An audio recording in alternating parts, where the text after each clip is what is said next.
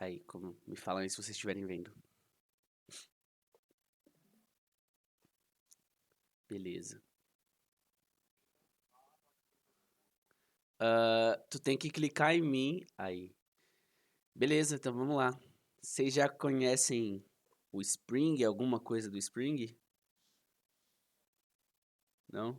E tu, Tássio? Já usou? Aham.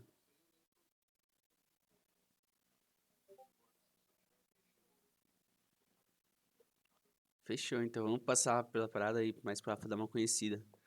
O Spring, mano, ele nada mais é do que um conjunto de projetos que ajudam a gente a desenvolver código, tá ligado? É simples assim. O Spring é um ecossistema cheio de projeto para qualquer coisa que você possa imaginar. Então, para programação de web, para mensageria, para acesso a banco de dados. Pode falar.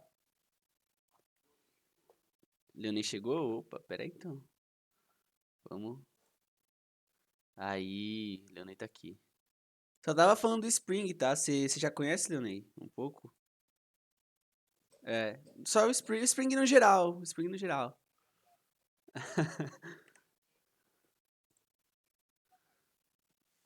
Aham. Então vamos passar pelas práticas que a gente já conhece, assim mesmo.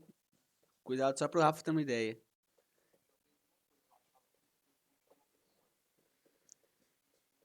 Isso. O que que rola? Isso. O Spring, na real, o Spring ele é um ecossistema, tá? O pessoal fala bastante dele assim. Porque ele tem um monte de projeto dentro dele, né? Que a gente estava falando. Então, você tem coisa para programação web, programação reativa, com mensageria, com programação em cloud. Você tem um monte de projetos do Spring que servem para fazer um monte de coisa, tá ligado? O grande poder do Spring, tá ligado? É abstrair as configurações que você faria com Java puro. Inclusive, quando tava trampando lá na Stefanini, a gente não tinha o Spring, tá ligado? A gente tinha que fazer a configuração ali no framework que os caras disponibilizavam pra gente. Cara, você não tem noção de quantos problemas de infraestrutura e de referência circular relacionado à organização dos projetos e módulos rolava nessa parada, tá ligado? Porque configurar bagulho com Java, XML e os caralho é bem. É verboso demais, mano. É confuso, tá ligado? Tem um potencial alto de dar ruim. Então o Spring ele te deixa.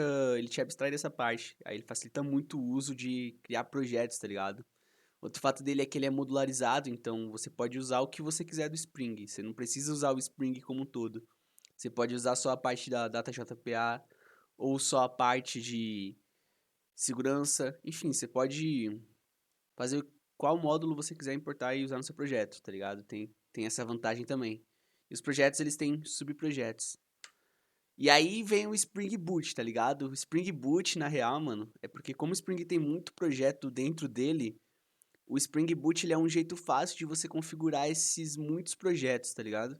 Então, tudo que tá até esse diagrama aqui é legal, ó, porque ele tem o Cloud, tem o Spring Boot, e tudo isso aqui que é projeto pode ser configurado automaticamente pelo Spring Boot lá no XML. Como é que ele configura? Ele configura a partir de starters, tá? Esses starters, eles só são uma dependência que tem mais um monte de dependência dentro delas.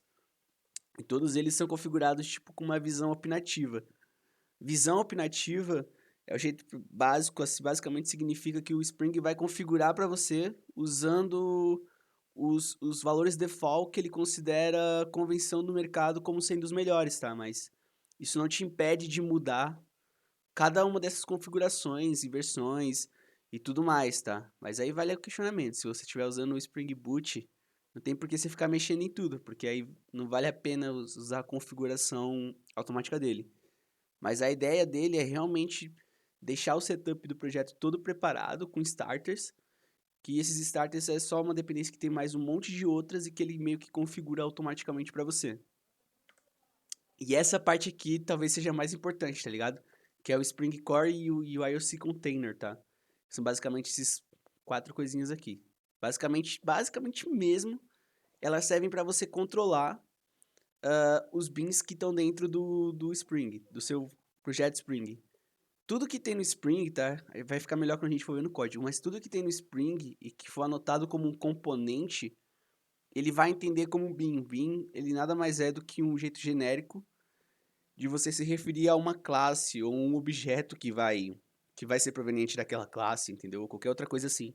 Então, até coloquei um exemplos parecidos com o que a gente vai usar. Então, se a gente tiver um controller de empresa, a gente vai anotar um controller, né? Você já deve ter visto essa anotação. Mas essa anotação, cara, no fim das contas, ela é só um apelido, tanto que ela até estende da outra anotação que é componente, para você especificar que isso aqui é um componente do Spring, mas é um controller. Então, no fim das contas, é tudo um bin. Então, a classe de serviço é um bin, a classe de Olerite vai ser um bin, o repositório, menos os modelos, tá? Os modelos não são. Mas aí eles têm outra finalidade, enfim, a gente chega lá. Mas basicamente tudo que é classe, objeto, que vai ser instanciado, que vai ter alguma coisa, que vai ser incluído, vai ser anotado como componente do Spring, é um bin. E aí rola essas anotações justamente para lidar com inversão de controle e injeção de dependência. Eu não sei o quanto vocês conhecem desse conceito, tá? Mas ele é bem importante, assim. Se vocês já viram a anotação @autowired, tá ligado? Que é a anotação que a gente também vai usar bastante. Basicamente é uma injeção de dependência, tá? É chamado de ponto de injeção, na verdade, quando você tem essa anotação lá no Spring. Mas nada mais é do que uma classe que precisa de outra classe para fazer alguma coisa, tá? E para você injetar a classe A precisa da classe B, mas para você injetar a classe B na classe A sem gerar uma dependência, você precisa dizer que quem vai injetar o que você precisa vem de fora e não dentro da classe A. É um conceito assim, é meio ruim explicar ele só na teoria, tá? Mas tem a ver bastante com você não criar acoplamento entre código. Então vale bastante a pena um estudo sobre isso, tá ligado? Porque eu lembro que eu quebrava a cabeça pra entender isso aqui, mas na verdade é bem simples, tá ligado? E vale bastante a pena entender. E aí o container do Spring, ele vai gerenciar os nossos bins, tá? Então ele que fica cuidando dessa parte de injetar um no outro, de resolver contexto, core, ele tem uma facilidade monstra pra lidar com isso. E aí, ó, basicamente só isso que a gente precisa saber do Spring por enquanto, tá ligado? E aí a gente tem os ORMs, que é o Hibernate e o Eclipse Link, que eu queria até botar mais, mas eu só lembro desses dois. Sempre é esses dois. E ele basicamente ele só vai mapear as nossas classes e entidades do banco de dados, tá ligado?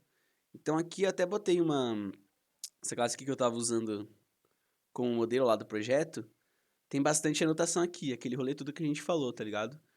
Então, essas anotações aqui, elas definem como o ORM vai trabalhar, tá? Mas não foca nas anotações agora. Porque é o seguinte, a gente está falando só de ORM, tá? Isso aqui é JPA. Então, o ORM, ele vai ser responsável, né? Ele é a implementação concreta de que vai transformar o que você tem como relacionamento, como atributo em uma classe, em a mesma coisa no banco de dados, tá ligado? Então, ele vai fazer isso meio que de maneira automatizada pra gente. E aí tem o JPA. Lembra que eu falei da API, né? O JPA é literalmente isso, né? É a Java Persistence API. Então, o que que rola? E a nossa API vai consumir essas anotações que são do JPA. O JPA é só uma definição. Ele diz como é que uma classe de ORM tem que se comportar quando eu colocar a anotação de entidade, por exemplo. Então, quando eu faço isso aqui, eu estou usando o JPA.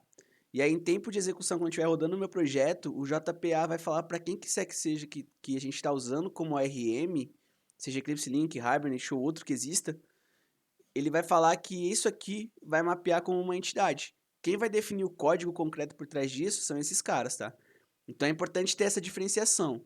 O ORM, ele é uma parada, tá? Ele é um, é um framework para mapear objeto relacional, tá? E o JPA é só uma interface, né, uma API que disponibiliza métodos de acesso e que essas ORMs vão seguir. Então é bom sempre separar essas coisas, porque eu lembro até quando eu estava fazendo lá no Bootcamp, na primeira vez que eu estava mexendo com tecnologia, eu fiz um projetinho Spring lá com a Penga para aprender, e eu estava apresentando para uma banca também. E, cara, eu lembro que eles me perguntaram disso, tá? Me perguntaram sobre named queries, e eu não sabia responder a diferença, tá ligado? E fiquei muito cafado com isso depois. Sabe aquelas paradas que te assombra quando você vai dormir? Aí, Aí fiquei. Então é importante ter essa parada, mano. Ter bastante separado esse conceito, tá? O JPA é só uma API do próprio Java que define especificações e o ORM é o que faz de fato ali o hard code por trás das paradas.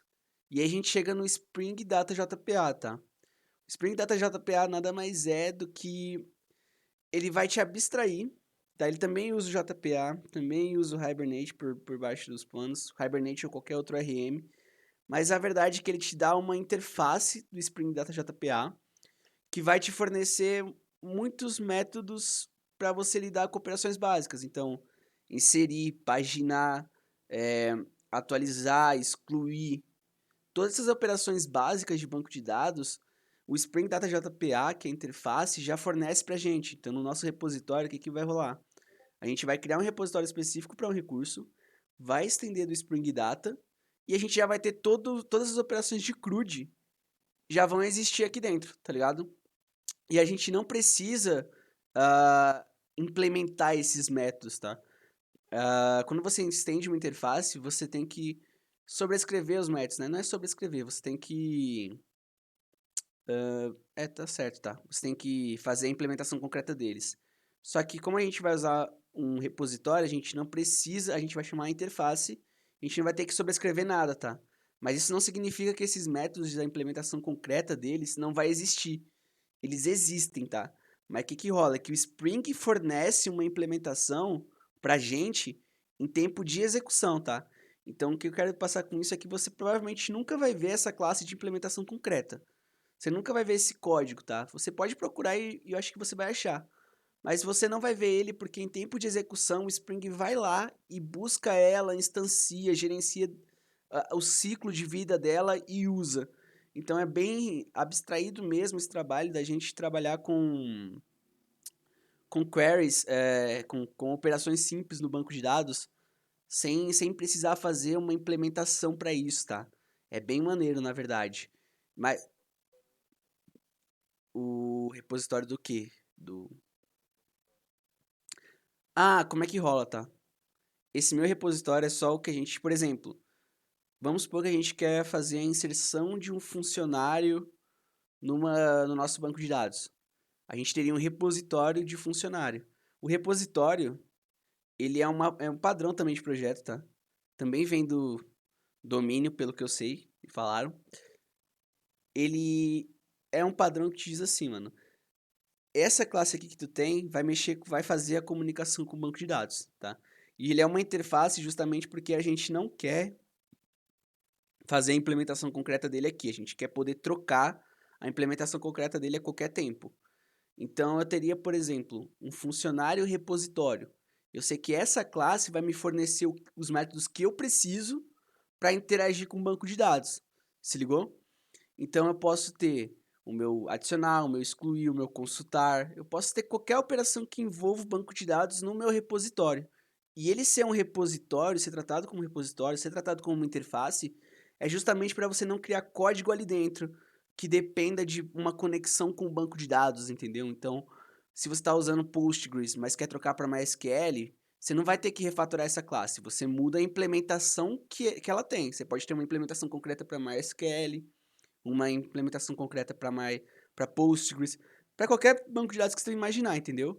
E aí você vai fazer realmente o conceito da interface, né? Que é plugar ali e fazer ele ficar adaptável. Então você pode trocar a implementação concreta quando você quiser. Mas você vai usar no seu código, no seu algoritmo, o repositório. Então você nunca vai quebrar seu código, independente de quanto você troca a implementação concreta, tá? Mas o repositório aqui, ele é simplesmente uma camada para você lidar com métodos do banco de dados. Aqui eu coloquei meu repositório porque, sei lá, é meu repositório da minha classe, da minha API, do que eu quiser que ele seja, tá ligado? Mas é comum você criar um repositório dedicado para um modelo, para um recurso, para até mesmo um, a raiz do nosso domínio. Depende muito, tá? E aqui eu tô falando que ele vai estender do Spring Data JPA, que é o que vai fornecer os métodos comuns pra gente. E aqui eu tô dizendo que é a classe concreta que ela instancia em tempo de execução para usar nesses métodos que a gente vai estender. Tá ligado? Respondi? Isso. É só um jeito de você lidar com o banco de dados sem criar dependência forte, tá? Beleza. Bom, acho que é isso por aqui. Ficou. Pode falar, Tássio.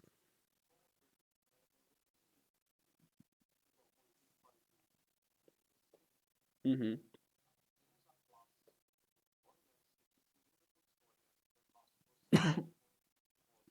Isso.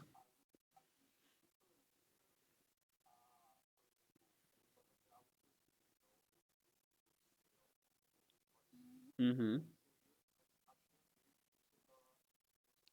Exato.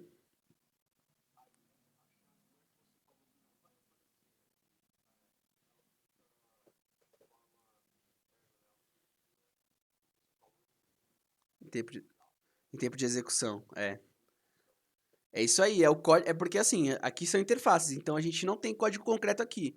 Mas o fato da gente não ver o código concreto não significa que ele não exista, tá? Tipo, ele existe e dá pra você achar essa classe concreta no Spring, no core ali, nos plugins, em algum lugar tu vai achar isso aqui, tá ligado? Mas o Spring ele é inteligente o suficiente pra instanciar pra você em tempo de execução e usar a implementação concreta, tá? Mas a gente não vê ela.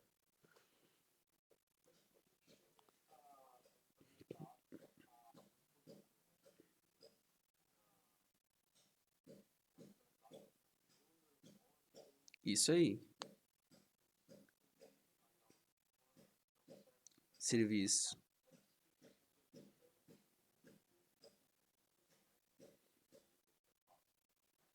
O service, na verdade, ele. Cara, você pode fazer o que você quiser. Qualquer regra de negócio você pode direcionar para o service. E você pode fazer um service que chama qualquer outro N-service, entendeu? Então depende.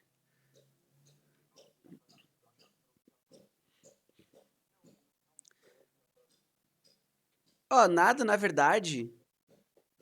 Nada é obrigado. Peraí, pode falar. Acho que eu te interrompi.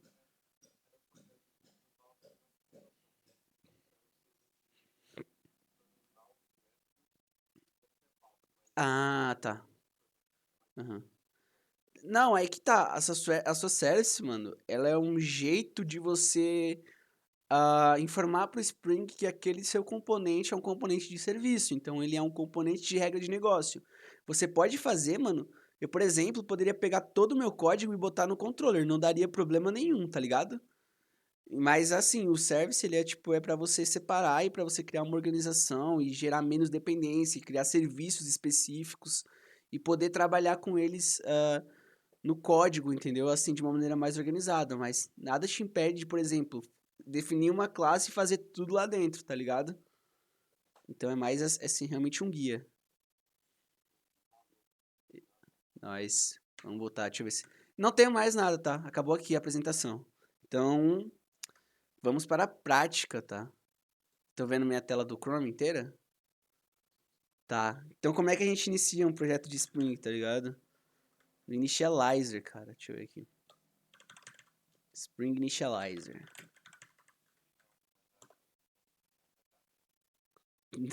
Vou nada. Só se eu precisar mesmo, mas eu não vou não. Ai, cara. Cara, eu uso alguns, cara.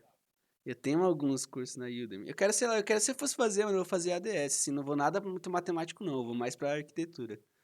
Mas, quem disse pra você que eu não tenho canal com vídeo de programação? Não, mas não são cursos, são tipo projetos tipo que eu faço aqui, eu gravo pra eu ver depois como é que eu tô explicando as coisas, tá ligado? Ó, mas vamos lá, ó. Vamos focar aqui, ó. Isso aqui. Não, eu tenho o que eu comprei, pô, não o que eu fiz, tá ligado? Mas, se liga, o Spring Initializer, mano, ele faz toda a estrutura de pasta que a gente precisa pra criar um projeto Spring, tá? Então, tipo, aqui é muito fácil, cara, se liga.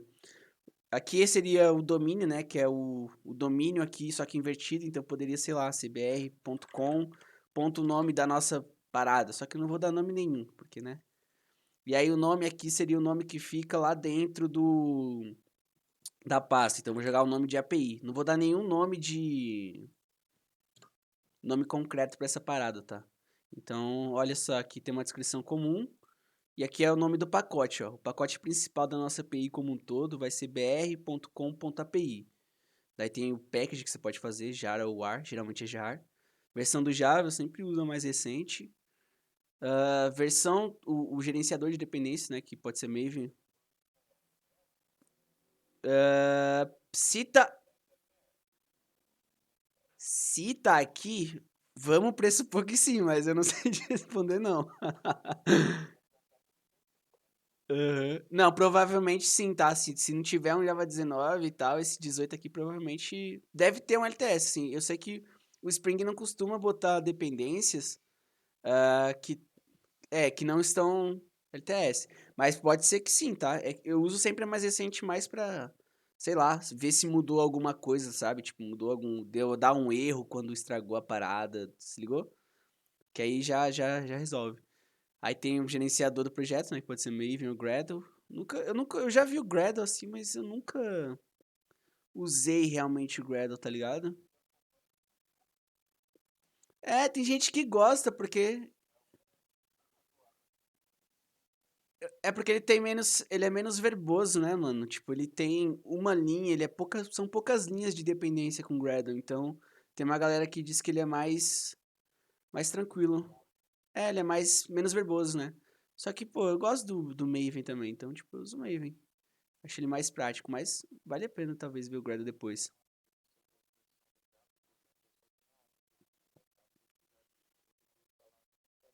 É, você teria que instalar, tá? Então vamos deixar 11 então, só pra não, tá ligado? Não vai.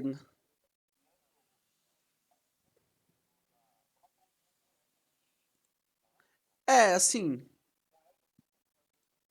é verdade, tem isso, Java é retrocompatível.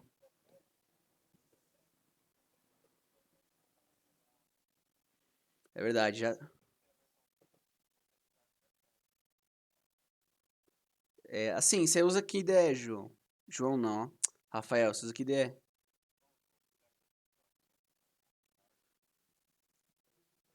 IntelliJ? Cara, eu gosto do IntelliJ porque dá pra baixar a versão do Java pelo próprio IntelliJ, tá ligado? Então você consegue trocar entre elas, mexer na estrutura do projeto pra apontar qual lugar que vai usar. Mas assim, é isso que o Leonel falou, tá ligado? Se você tiver 18, ela vai servir pra qualquer uma que venha antes, tá ligado? O Java tem essa retrocompatibilidade.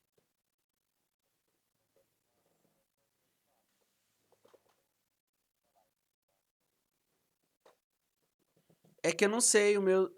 Acho que só se for Ultimate, né? No meu. Ah, pode crer. Ah, vamos usar aqui já o. Já estamos aqui. É 17. Vamos deixar no 17, então, vai. Ó, se liga, aí tem aqui a versão do Spring Boot, né? Todas, mas sempre ele deixa por padrão estável. E aqui a gente pode botar já alguma dependência pra brincar, tá ligado? Então, vamos ver. Spring Web, ó. Pra fazer uma API REST, ele já tem um Spring Web. Isso aqui dá suporte pro MVC, tá? Então, vamos ver. É isso mesmo. Dá suporte para MVC, tem o Tomcat como servidor embutido. Beleza, então vamos pegar isso aqui. A gente vai precisar mexer com dado, então vamos pegar o JPA. Isso aí, Spring Data e Hibernate. Ó, mas se liga, olha o tanto de projeto que tem Spring, tá ligado? Então, tipo, você pode usar o que você quiser, mano. Já. Ela vem por default Hibernate, tá? Aí é só a gente gerar o zip do projeto. Deixa eu extrair aqui. Acho que do jeito que eu tô compartilhando, vocês não vão ver minha área de trabalho. Deixa eu mudar aqui.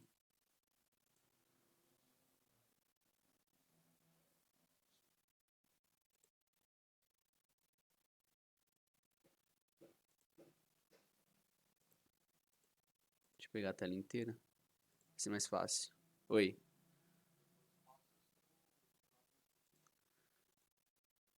Ah, você não vai achar, eu vou passar, vou passar. É que os vídeos estão tudo como não listado, tá ligado? Então, então você não vai ver de jeito nenhum, mas eu passo depois. Dá pra abrir um ou outro. Ó, deixa eu. Excluir aqui minha lixeira só porque tá muito coisada, ó. Mas basicamente, tá? Eu peguei o. Vocês estão vendo a minha tela aí? Tá, beleza. Peguei pra compartilhar tudo logo pra não dar muito BO. Basicamente, o que eu fiz, tá? Eu peguei aquele zip e extraí pra cá a pasta, tá? Então, essa aqui é a estrutura do nosso projeto. Vamos abrir ela aqui no IntelliJ pra dar uma olhada.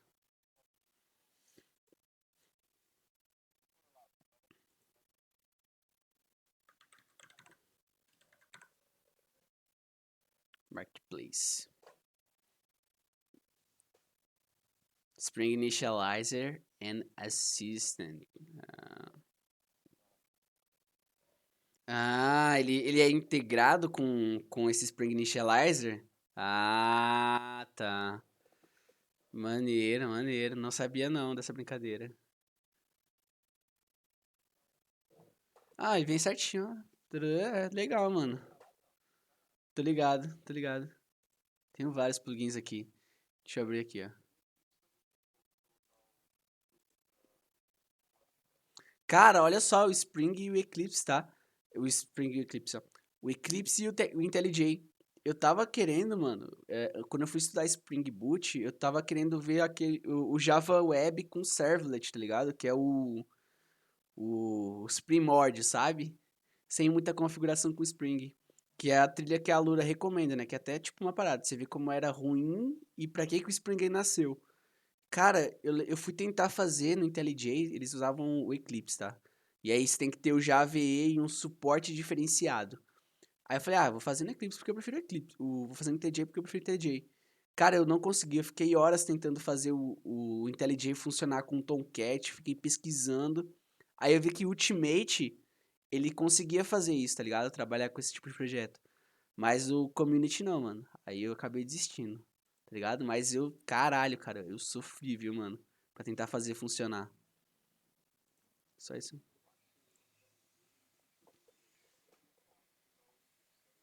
Mas você. Aham. Mas você tá usando Eclipse, não tem muita diferença ali no fim das contas, tá ligado?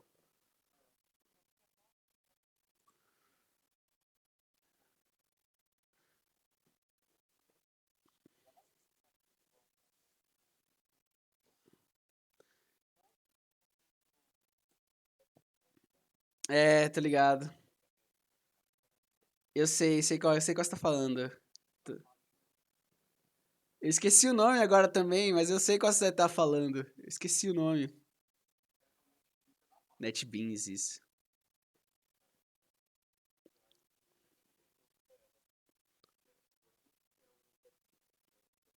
Uhum.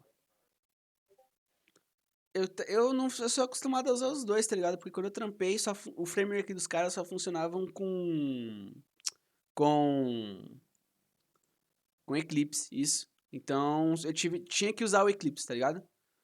Aí eu uso os dois, tá ligado?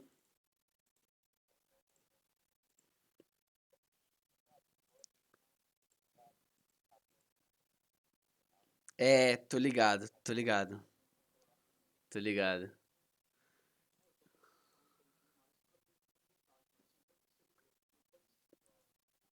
Aham,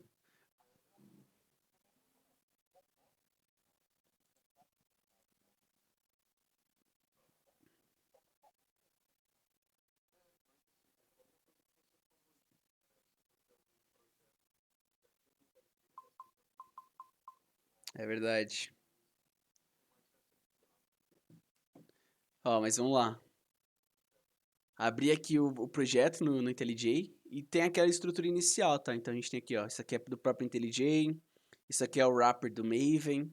Eu não sei se isso é default, né? Isso já abriu na sua ideia e já veio assim alguma vez, ô Leonei? Já veio automático, né? Tá. É porque eu lembro que muito. Isso, eu lembro há muito tempo atrás que eu fiz uma configuração geral aqui pra fazer o wrapper de Maven. Aí eu nunca lembro se isso aqui é da configuração geral que eu fiz ou se ele vem. Mas enfim, vem por default, aí tem o source, main, Java e o nosso pacote, a nossa estrutura de pacote, br.com.api. E, obviamente, o main de tudo, né? Por onde a gente inicia a aplicação. E como é que ficaria, então, a estrutura de MVC, tá? Jogando só por pacote, tá ligado? Ficaria como a gente teria um pacote para controllers, a gente teria um pacote para modelo e a gente teria um pacote para o repositório. O domínio, tá? A questão do domínio que eu queria entrar na discussão. Se a gente voltar lá na parada, eu defini um domínio, tá? Esse domínio aqui, talvez ele poderia se traduzir numa subpasta daqui de dentro, entendeu? Eu poderia, por exemplo, ter um pacote de domínio ou domain, né? Depende do que tu quiser. E aqui dentro eu poderia ter minhas models, sabe? E aí, então, minhas models fazem parte do meu domínio de negócio. Poderia fazer isso, tá? Mas eu gosto de usar, por enquanto, e também pelo tamanho do projeto, eu gosto de ver o domínio mais como uma referência para saber o que faz parte do que, tá? Então, por exemplo, aqui minhas models ficariam tanto as que fazem parte do domínio de empresa, quanto as que fazem parte do domínio de Olerite, tá? Eu faria todas aqui. E aqui eu faria os controllers dela, que no caso seria uma para cada. Porque quando a gente fala de REST API, né? A gente está falando de, por exemplo, trabalhar bastante com recurso, representação do recurso. Não sei como é a familiaridade de vocês com isso, mas o recurso, tá? Ele é basicamente quando você vai mapear um caminho. Então vamos criar um controller aqui. Basicão. Um controller de empresa. E a gente já entra mais um pouquinho no domínio. Ó, uma coisa que quando a gente fala de arquitetura de domínio, que ele prega, o que é comum, o que eu já usei uma vez para projeto próprio, é que eu não vou conseguir acessar nenhuma dessas classes aqui, ó, funcionário e regra de pagamento, sem ser pela minha empresa, tá? Eu não vou conseguir passar aqui, porque, vamos pensar, tá? Supondo que eu tenho um serviço que pode ter N empresas, eu quero que somente o dono da empresa X, ou a pessoa que é autenticado na empresa X, possa mexer nos funcionários da empresa X, que é a desse cara. Então aí a gente está falando de rolar um trabalho de autenticação, que aí já é um tópico, assim, a gente pode fazer de uma maneira básica, recebendo ID e comparando, tá? Mas se a gente quisesse levar isso profissionalmente, a gente teria uma autenticação, teria classe de segurança, a gente teria baseado em roles, né? A gente poderia escalar tudo que a gente vai fazer aqui, poderia escalar para um jeito melhor, tá? Então não precisa ficar muito encafifado com isso, sabe? A gente tá fazendo talvez uma verificação simples. Mas qual que é o rolê, tá? A empresa por si só, ela é considerada um recurso da aplicação, entendeu? Então, a gente tem o nosso controller, que vai fazer a exposição desses recursos para quem for requisitar. Então, vamos ver se eu lembro as anotações de cabeça, tá? Eu acho que a gente pode chamar de REST Controller. Ó, essa anotação que eu falei para vocês. Quando eu faço isso aqui, ó, eu já tô dizendo pro Spring que isso aqui é um componente, ó. Se eu entrar nessa anotação, ó, você vai ver que ela é um alias for, tá vendo? Controller. Aham, mas ela, ó, ela é um apelido, tá vendo? Ela é um apelido para controller. Por quê? Porque quando você fala com REST Controller, você já tá dizendo que esse cara aqui vai devolver a resposta no corpo. Você faz menos anotações, sabe? Porque eu poderia, tipo, anotar isso aqui só como controller. Por exemplo, tá? Poderia anotar só como controller. Mas aí eu teria que fazer algumas configurações a mais nos métodos que eu ia ter aqui dentro. Então, por aqui a gente basicamente mata, ó, REST Controller, você vai devolver requisição, resposta no corpo da requisição e tal. Você já meio que abstrai algumas configurações. Mas no fim das contas, ó, ele fala que ele é só um apelido para controller e controller é um apelido para componente. Então, um REST Controller é um componente Spring, portanto, ele é um bin, tá? Então, isso aqui, ó, esse controller vai ser um bin da nossa aplicação Spring. Uma classe que ele vai gerenciar o ciclo de vida, que ele vai instanciar, ele vai matar, ele vai saber como controlar ela dentro do nosso contexto, tá? Então, essa é a parte de ver aqui, ó, por exemplo, é um alias for, é um apelido para controller, que é um apelido para componente. Então, esse cara não deixa de ser um componente, tá ligado? Ó, o componente eu acho que ele não tem mais nenhum alias, ele é um componente mesmo. Isso aí. Beleza? E aí, como é que fala de recurso, tá? Na hora de mapear esses atributos, ó, request map. No controller, ó, a gente pode falar o seguinte, a gente pode mapear esse recurso. Vamos supor que a gente tem a nossa API, né, que é o nome que a gente está dando aqui genérico, e aí que a gente tem empresas. isso aqui é um endpoint direcionado a recurso, a um recurso. O recurso que a gente está falando, tá ligado? É a empresa. Todos os outros sub-recursos de empresa, que é funcionário, ou as regras que ela pode ter associada a ela, vão ser acessados por esse recurso principal, entendeu? Então, o método para fazer a inserção de um usuário ficaria aqui. O método para fazer a atualização, para fazer qualquer coisa que envolva esse nosso domínio, passaria por aqui. Então, mesmo se a gente fosse mexer direto na empresa, seria aqui. Se for para chegar no funcionário, seria por aqui. Porque esse é um recurso, ele é uma porta, ele é a raiz que vai chegar na outra tabela, sabe? A gente chega no destino final através da raiz desse domínio. E aí, como empresa é essa raiz, ele seria também a nossa representação de recursos, tá? É assim, se eu estiver falando aqui muita coisa e não estiver dando pra entender, vocês me falam, tá? Senão eu vou embora aqui. Mas basicamente é isso, tá? Então, quando se eu quiser acessar uma, um recurso de empresa, né? Eu colocaria o endereço da máquina que está rodando isso, seja ela qual for, e aí eu ficaria aqui, empresas. Então, vai ser por aqui que eu estou direcionando os meus recursos. Claro que a gente pode ter sub-rotas, tá? Assim, assim, assim, assado, que vão estar dentro. Mas esse aqui seria a nossa rota principal para acessar os recursos da empresa, tá? Basicamente falando. Então, só para não ficar muito na teoria, vamos deixar isso aqui por enquanto aqui. E o modelo... Depende. Eu coloco barra API porque é o nome que eu dei aqui. Mas vamos supor que a gente tenha um nome de verdade, sabe? Sei lá. PicPay, PicPay, sabe? Sei lá.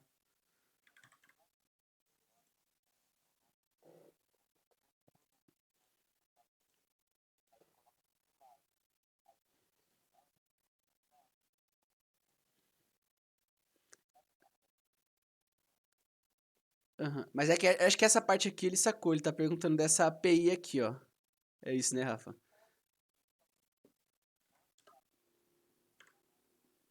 É isso aí. Às vezes.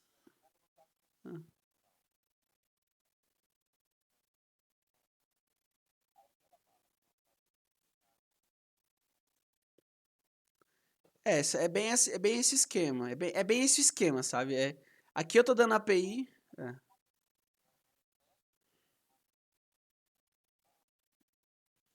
É bem essa a ideia mesmo. Mas aqui a gente vai ter API porque o nome tá API. Por isso. Mas geralmente já tem padrões para isso. Cada projeto de empresa tem o seu padrão. Então não é muito. Não é muito. É meio arbitrário essa questão, tá ligado? Tem convenções, mas aqui a gente tá fazendo de maneira meio arbitrária. A gente tá colocando convenções nossas, então seria o nosso domínio e o caminho principal de tudo, que é empresas. Oi.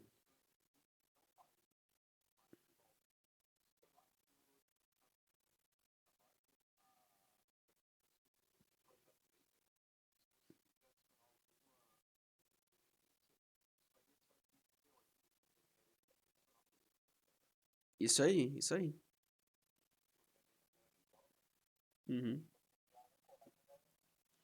Ó, já estamos usando os starters, tá vendo? Ó? Que é por causa do Spring Boot. Se a gente entrar aqui, ó, olha o tanto de documentação que tem por dentro dele. Se ligou? Então ele já vai fazendo isso aí pra gente, mas é isso aí mesmo.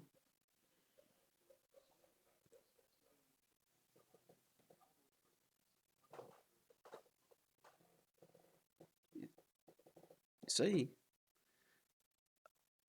Então, essa questão do controller, tá? Não, talvez não fique muito claro ainda, tá? Mas essa é a ideia aqui. Vai ser por ele que a gente vai expor o acesso aos nossos endpoints, tá?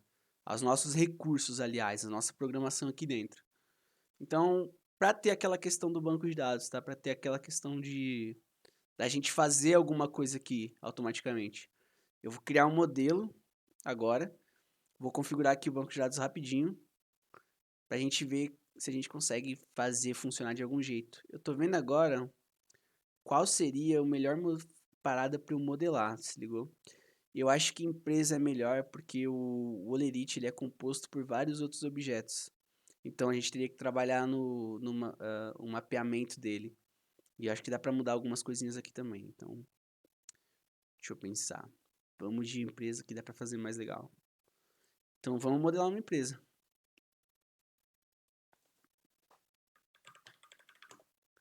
As classes de modelo não são componentes, tá? Acho que isso é meio óbvio. E aí a gente já joga as anotações do JPA, ó. Javax Persistence, né? JPA. Então, qual que é o rolê? É aquilo que eu falei, a gente. Vamos lá, não, pode crer. Quando eu. Isso, quando eu faço isso aqui, ó. Quando eu digo que isso aqui. Isso. Quando eu digo que isso aqui é uma entidade, o JPA vai mapear no meu banco de dados como uma tabela, tá? Então ele entende que essa minha classe é uma entidade. Isso aí, é uma entidade do banco de dados. Então ele entende isso, tá ligado? É um jeito. É pra quando. Se ligou?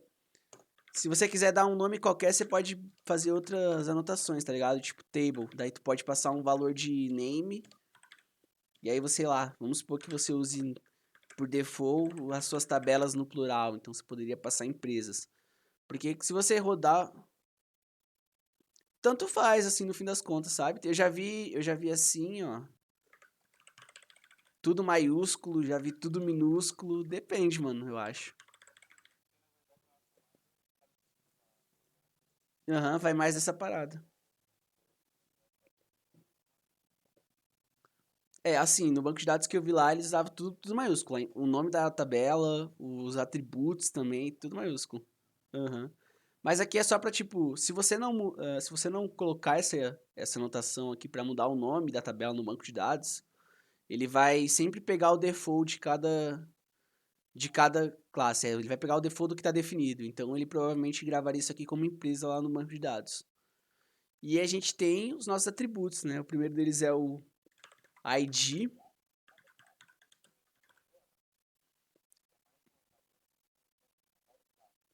É isso aí. Cada classe é a representação de uma tabela, de uma entidade. Não, você não pode e nem deveria. Você não pode e nem deveria. É isso aí. Isso, agora eu tô fazendo os campos. Exatamente. É, depende. O que você define como identificador depende muito, sabe? Por exemplo, você poderia numa pessoa, num funcionário, você poderia usar o CPF do cara como identificador, tá ligado? Mas seria o ID, o identificador único. Mas como é que rola? É muito padrão, muito comum você ter literalmente um atributo ID, se ligou? É muito comum mesmo, isso eu já vi até no trabalho mesmo, é comum tu ter isso, porque que rola? É mais fácil, sabe? Você não precisa ficar dividindo, fazendo chave composta, fazendo queries muito longas para buscar uma pessoa, sabe? Ou não precisa de um identificador muito longo, por exemplo. Você quer fazer uma busca por CPE, uma busca por ID, só para poder arrumar a tua programação ali, a tua lógica de um jeito. Você não quer, tipo, botar todos os campos, sabe? Mas isso aí, cara, de novo, vai de um monte de depende, mano. Dá para fazer tranquilamente. Então vamos lá, generate. Ó, o ID então normal, tá? Tô falando que vai ser um campo do tipo identificador único. E esse generated. Oi? Vou botar pra rodar, mas eu vou botar pra rodar quando a gente tiver tiver um cenário ali de botar pra rodar, tá ligado? Porque se eu botar pra rodar agora, ó, se liga, ele vai subir, mas eu não tenho nada, tá ligado? Não tenho nada. Então, né? A gente vamos além do get, tá? Vamos além do get. Espero que você esteja com o tempo aí. Ó, mas aqui já deu tudo errado porque eu não importei banco de dados nem nada, tá? Eu vou chegar lá. Vou chegar lá, vou chegar lá. Mas, ó, como é que ficaria? Esse generated value? Não, não precisa codificar não, mano. Não precisa codificar não. Eu vou subir no Git, eu vou fazer um repositório, eu vou jogar esse código lá e eu vou falar pra vocês pegarem, tá? Então, nem esquenta em fazer código não. Tenta prestar mais atenção, tá ligado? Porque, é que nem eu falei, eu também não sou especialista, nunca trabalhei com Spring profissionalmente não, hein? Então, a chance de eu soltar algo errado, não saber responder uma coisa é alta. Então, vamos lá, ó. Generated Value. É só o jeito que você vai gerar a sua chave. Isso está muito relacionado com o banco de dados que você usa. No Oracle, por exemplo, ó, deixa eu só pegar aqui só, Generation Type, que é o enum. No Oracle, o tipo de geração é sequence, tá ligado? Que isso aí eu lembro. Então, se você estiver usando um banco de dados que gera as chaves primárias automaticamente, tá? Porque quando a gente fala de Generated Value, a gente está falando que a gente vai deixar a responsabilidade de gerar a chave, o ID, seja qual for do nosso modelo, pro banco de dados. Se a gente não bota isso, a gente tem que botar o ID na mão, tá ligado? Por exemplo, eu vou criar um recurso, eu tenho que setar o ID dele. Se eu quiser que o ID seja criado automaticamente, eu tenho que falar que o banco de dados que vai fazer isso. E é por isso que a gente usa. Isso, aí ele faz. Isso, mas aí, ó, é aquilo. O MySQL usa Identity. O, o Oracle usa Sequence. Então, isso depende muito do banco de dados, tá? Aí você tem que especificar de acordo com o que você está usando. Como no caso a gente está usando o MySQL, a gente deixa Identity, tá ligado? Mas aqui eu tô dizendo que é o banco que vai cuidar dessa parte pra mim, tá ligado? Ele que vai me gerar chaves primárias quando eu estiver criando um recurso, tá ligado? Basicamente é isso. Vamos ver o que mais que a gente tem no domínio. A gente tem uma string de razão social. O Hibernate, ó, se eu não botar nenhuma anotação aqui, ele vai criar esse cara como? Ó, ele vai criar desse jeito aqui, no banco de dados. Ó, que é, na verdade, também um padrão, tá? Então, ele pega esse camel case, vai mapear, e aí onde tá o camel case, ele entende que é uma nova palavra, e ele já vai mapear com esse tipo de sintaxe. Mas se você quiser mudar o nome, você pode, por exemplo, colocar column e atribuir algum valor, tá ligado? Então, você poderia botar aqui o nome que você quiser que essa tabela vai ter, tá? Como não, ele já vai jogar para um padrão aceitável, dá para deixar aqui mesmo. Vamos ver outra parada aqui, ó. Ele tem o CNPJ.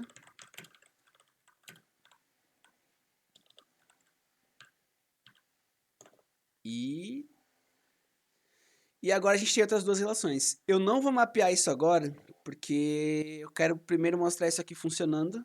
E aí depois eu vou mostrar o mapeamento, pra gente não... Pra gente ter ali um passo a passo, tá ligado? Então, vamos mapear só essas três aqui. E agora entra um ponto interessante, ó. Eu posso fazer isso aqui e sofrer hate de todo mundo que usa Lombok. Ou vocês podem usar Lombok, tá ligado? Então depende. Eu não queria pro Lom... Eu não queria pro Lombok. Mas...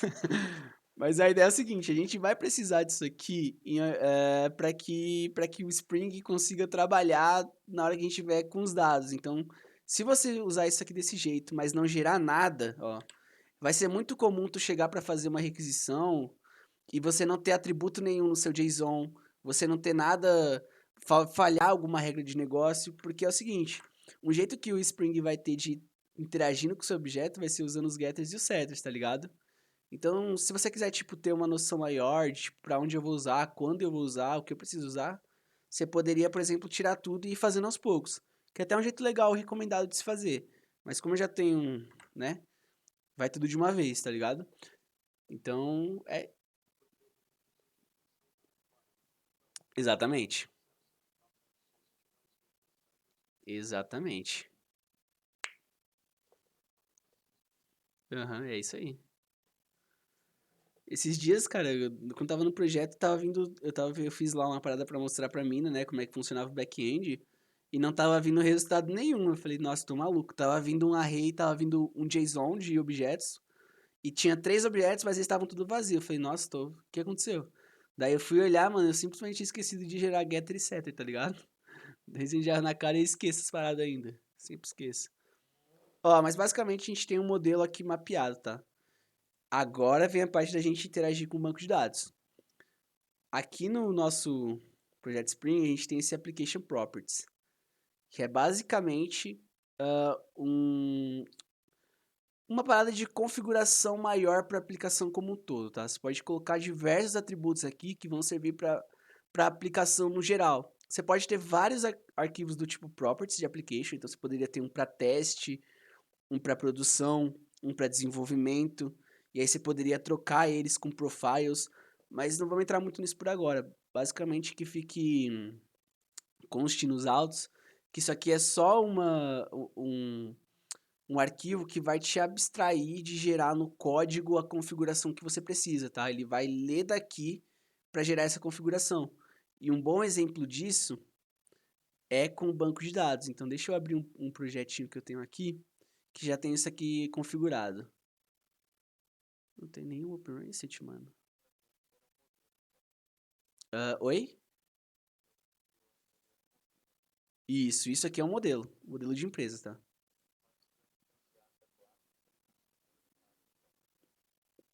Não, poderíamos, mas o ideal, eu nunca vi, tá? Mas vai saber, alguém não faz assim, não faz um código aqui dentro pra fazer alguma coisa, tá ligado? Mas ele geralmente serve só pra ser uma representação do banco de dados, tá ligado? Então, geralmente é isso aí que tu falou. Ele não.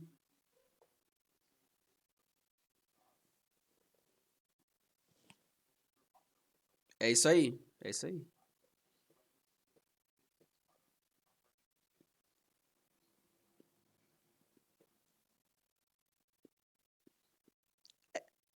É, assim, aqui ele tá entendendo que é o padrão, né? Mas vai saber, tem gente que poderia, sei lá, vai saber se entra num projeto Spring, entra numa classe de modelo e tem uma lógica no construtor, se ligou? Pode ser que aconteça. Eu não sei se é comum ou não, mas pode ser que aconteça. Aqui ele tá padrão mesmo. Deixa eu abrir um projeto que tem aqui. Vou pegar esse aqui mesmo.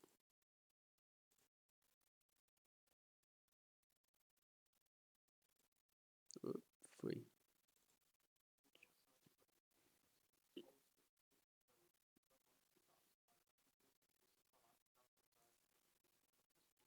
Olha só, dá uma olhada nisso aqui, nesse outro projeto que eu tenho aqui. Esse aqui foi o pessoal que eu fiz. Ó, eu tenho configuração para servidor de e-mail, tenho configuração para autenticação com JWT, tem uma configuração aqui para não dar problema na hora de fazer o, a documentação lá, pô, esqueci o nome agora. Swagger, para fazer o Swagger. Então aqui, mano, tu pode colocar várias, ó, tem até mesmo um valor de mensagem, um string pura que é um valor, entendeu? Que eu posso interpolar. Então, mano, você pode ter qualquer coisa. Oi? Hum, pra tudo padrão, tá ligado? Eu não. É, localhost 8080. É porque eu não tô rodando. Tipo, eu não tô rodando. Eu não... Ah, então, mas assim, tipo, tu pausou ou parou?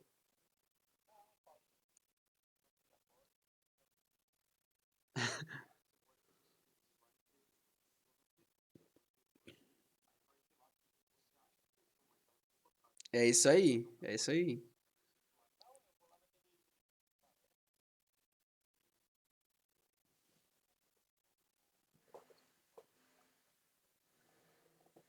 Ah,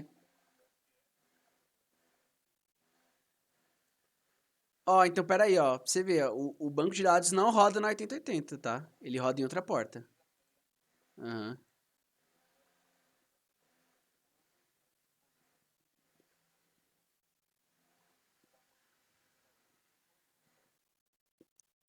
Nossa, não, depois a gente dá uma olhada então. Vamos ver se eu consigo ver isso. Ah,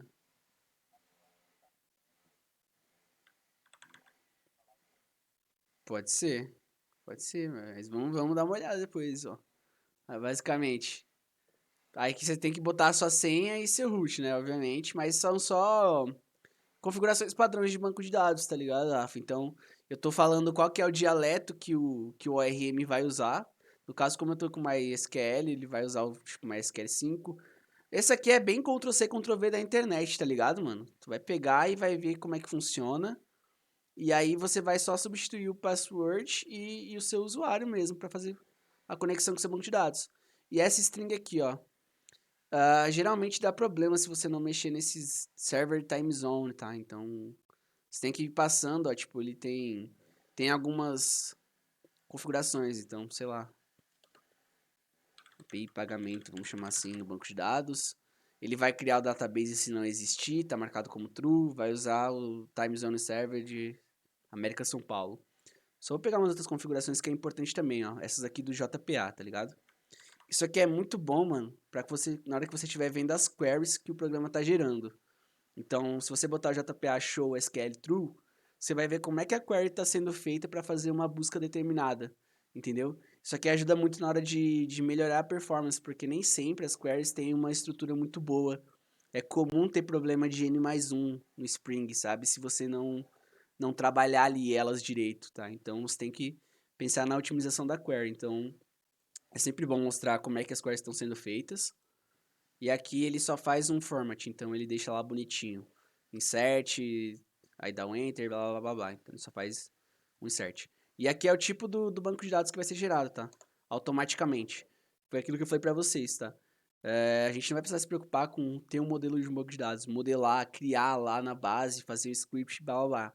A gente não precisa fazer isso porque o Spring faz automaticamente. Só que foi o que eu falei.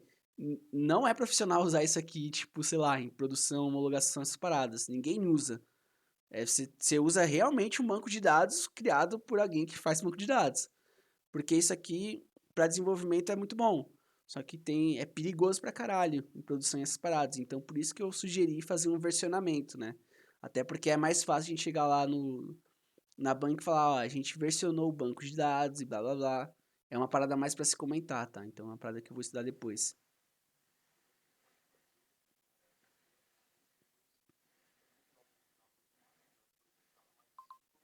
É, É isso aí mesmo, eu já fiz direto, cara.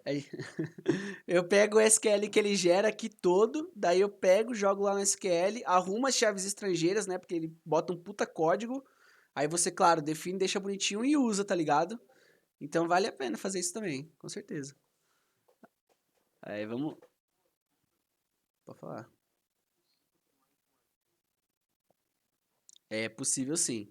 Você pode ter quantos você quiser, tá? O que vai definir qual você usa é o profile. Então deixa eu mostrar isso já aqui. Ah, eu tenho aqui nesse projetinho, eu tenho um application de teste properties. Esse application só tem, a única diferença dele é que ele usa um H2 na memória. Então, onde é que eu executo esse cara? Aqui, ó, quando eu estiver fazendo o meu teste, ó. Meu teste de repository, ó. Eu falo pra ele, ó, usa o teste. E aí ele vai usar o banco de dados em memória para executar os testes, se ligou? Então já faz a inserção e tudo mais. E aí você pode ter N banco de dados. Isso aqui dá pra configurar de várias maneiras, tá?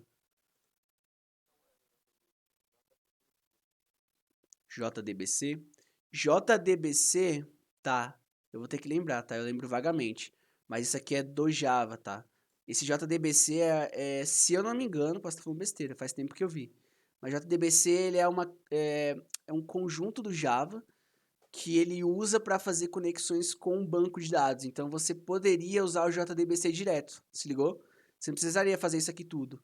Por baixo dos panos, o JPA vai usar o JDBC, tá ligado? Só que tá abstraído pra gente.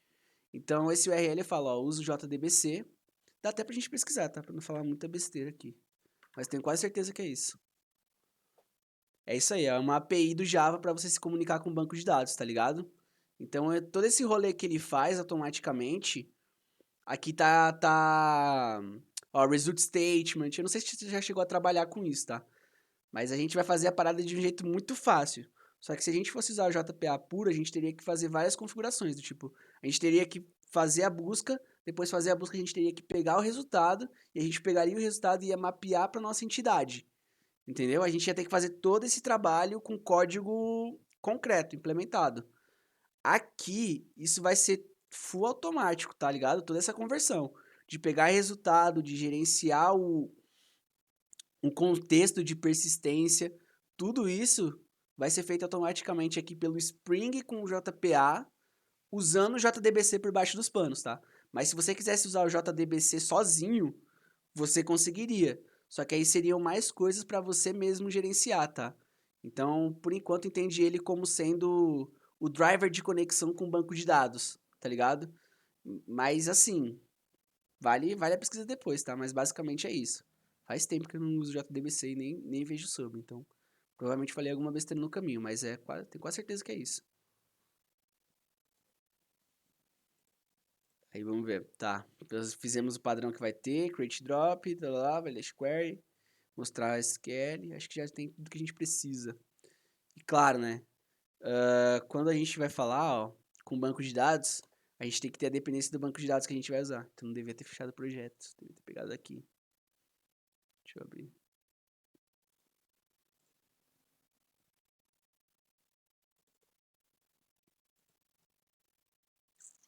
Deixa eu achar. Aqui, ó. MySQL Connector.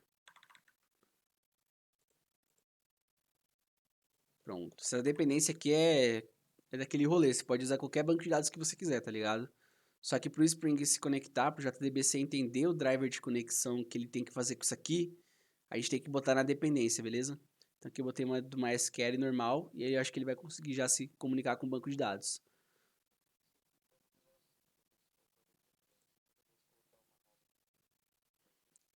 Cliquei na atualização, sim, tem que fazer, tá? Porque quando tu bota uma dependência nova, ele tem que fazer um reload para poder baixar essa dependência, tá? Então sempre atualiza.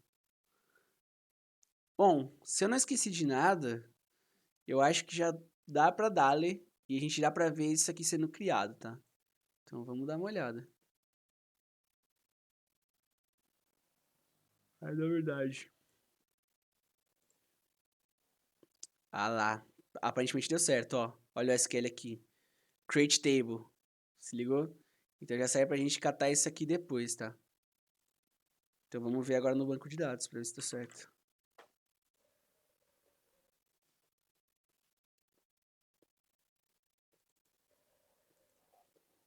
Tenho sim. Vamos a ele. Ó, dá um refresh, ó, deixa eu fechar essa aqui que eu tava usando, ó, tá aqui.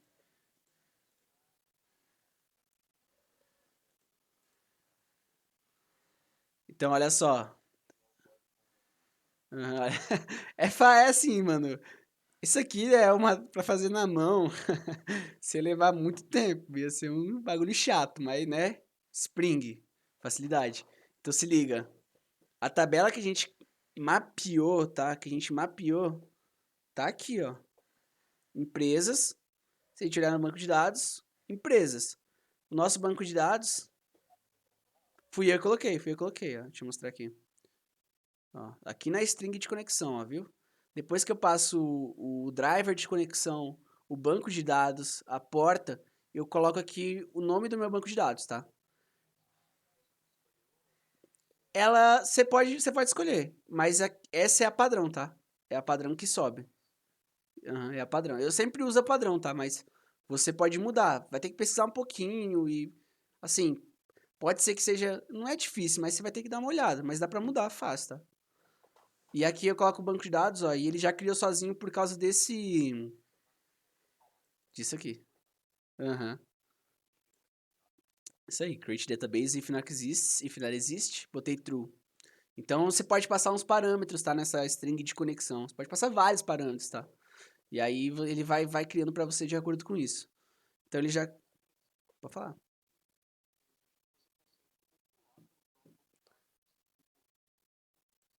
Isso, na verdade tem um jeito bem legal de popular pelo próprio Spring também, tá? A gente vai ter que escrever comando SQL, tá? Não tem escapatória, vamos precisar usar isso o tempo inteiro. Mas, se eu quiser fazer um arquivo que conecte já, que eu já inicie minha aplicação e gere dados para ela, eu posso ir por aqui também, tá? Pelo próprio Spring. Então, aqui dentro de Reserve.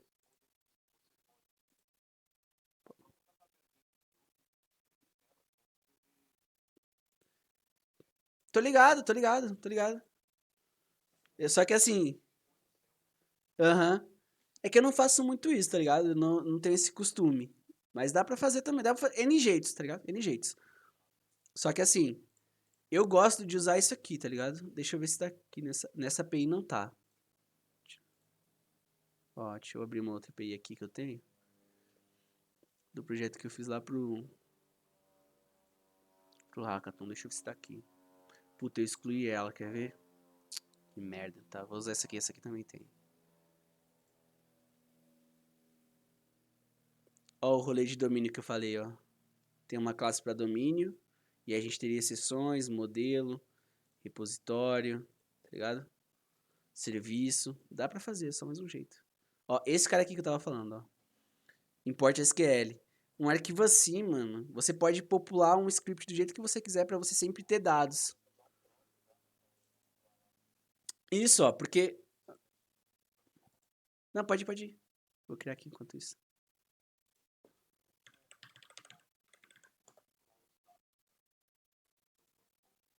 É. Uhum.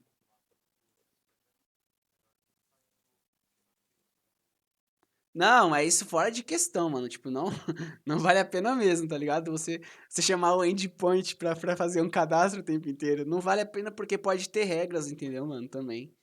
Então, tipo, você vai ficar, tipo, se adequando a cada regra. Então, o que eu gosto de fazer, tá? É, porque o código, ele vai te dar, tipo, vai saber que você tem, é isso. Tu tem uma regra pra fazer um cadastro. Você vai, tipo, querer ficar, e você vai precisar fazer relacionamento na hora de inserir, entendeu? Tipo, às vezes não vale a pena, se ligou, mano? Fazer. Ele usa o JSON. Exatamente. Ele usaria o JSON e aí ele seria obrigado a passar por N regras que a gente definisse, tá ligado? Então, ó, mas vamos lá. Vou fazer, é uma SQL simples, tá, galera? Não tem muito segredo, não. É, ó,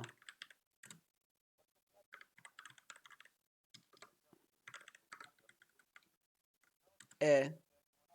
É porque não tem. É porque, tipo, não tem muito. Eu vou fazer só um mesmo, depois vai acontecer outra vez, ligou? Mas é só pra mostrar essa parada mesmo, tá ligado? Eu já esqueci a sintaxe do SQL. Ah, tá. Tem que botar as paradas aqui primeiro. Cara, eu sou péssimo pra fazer sintaxe, tá ligado? É. É que agora já foi. Os nomes é diferentes, tá ligado? Daí...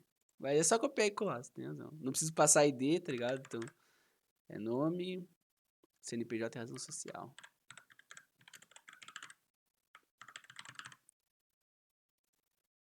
Eu botei razão social, mas eu nem sei se é isso que fala, velho. É o nomezinho, é. É o nome da empresa mesmo, né? Sei lá. É, então razão social deve ser o nome da empresa mesmo. Vamos assumir que sim, tá? Mas vale a pena a pesquisa. Ó, se liga, qual que é o rolê de fazer isso aqui com o import? É porque na hora que eu já fazer um stop rerun, tá? Aqui é outra parada importante. Quando aqui tá configurado para eu dele jogar minha base de dados no lixo, tá? Então, toda vez que eu inicio minha aplicação e termino ela, minha base vai pro saco, tá? É, então, vale a pena ver isso aqui, ó. Ela tá create drop. Aham, você pode manter. Você pode. Aham, isso aí. Aqui tá create drop. Então, eu defini que toda vez que eu iniciar, vou matar, eu vou apagar quando eu desligar também. Joga a tabela no lixo. É por isso que esse arquivinho aqui vale a pena, porque toda vez que eu fizer precisar fazer uma atualização, rodar a aplicação, reiniciar, aí ele vai popular para mim, entendeu? Mas você poderia manter, tá? Tem outros parâmetros. Você pode manter, você pode atualizar, você pode definir o que você quiser aqui, tá ligado? Mas aqui, ó, se liga, ele fez a tabela e populou esse SQL, tá ligado? Então se a gente vir aqui, provavelmente vai ter lá.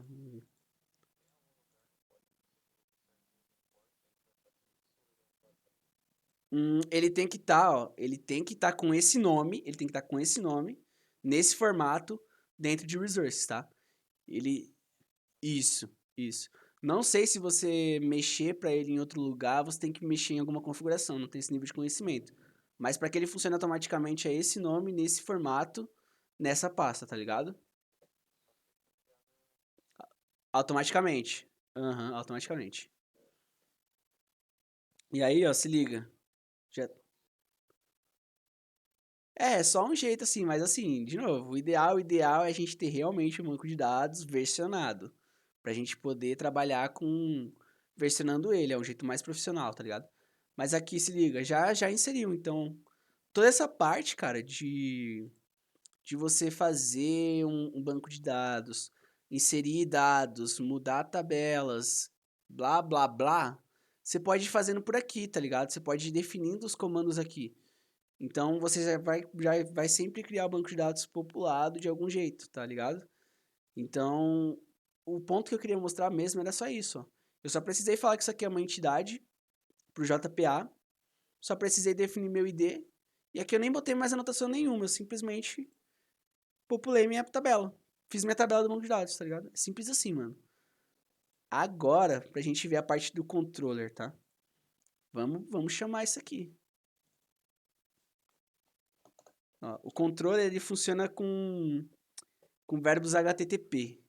Não sei o quanto vocês conhecem disso, mas tá ligado? É código, post, put, delete. Como é que a gente tá nessa questão de protocolo HTTP? Ligado? Beleza. Então, ó, quando a gente vai fazer, tá? Vamos fingir que a gente vai pegar um singleton, então. Então é um public que vai me devolver um response entity. Não sei se vocês conhecem o response entity, tá?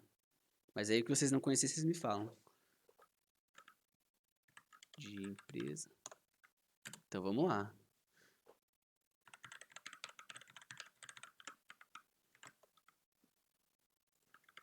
Ó, eu vou botar bastante coisa, hein, mano.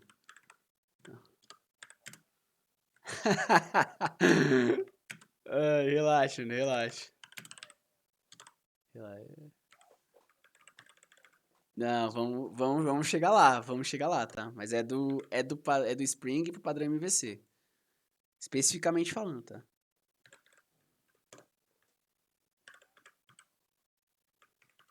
Ó. Como assim? Isso aí. Então eu tô falando aqui pra ele, ó. Calma aí, galera. Vamos por partes. Ó. Senão eu me perco também. Ó, mas vamos lá. Aqui eu só tô. Segue o roteiro, vocês estão me complicando. É que aqui, por enquanto, a gente não tem nada de banco de dados ainda, tá? Ainda. Mas vamos ter. Vamos ter agora, inclusive. Mas por enquanto, o que eu fiz aqui, tá?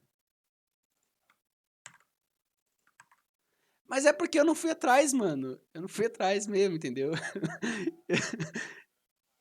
Não, é que eu saí, mano, e tipo, eu não tava trabalhando com Spring nem nada. Eu falei, eu preciso estudar, porra, entendeu? Porque eu já tinha perdido a prática. Eu tava vivendo pra aprender o framework que só existia lá dentro. Hã? Aham, se ligou? Aí eu falei, vamos testar aí agora. Agora eu vou dar as caras, porque daqui a pouco o dinheiro acaba, entendeu? Mas por enquanto eu tenho grana pra. Eu tenho-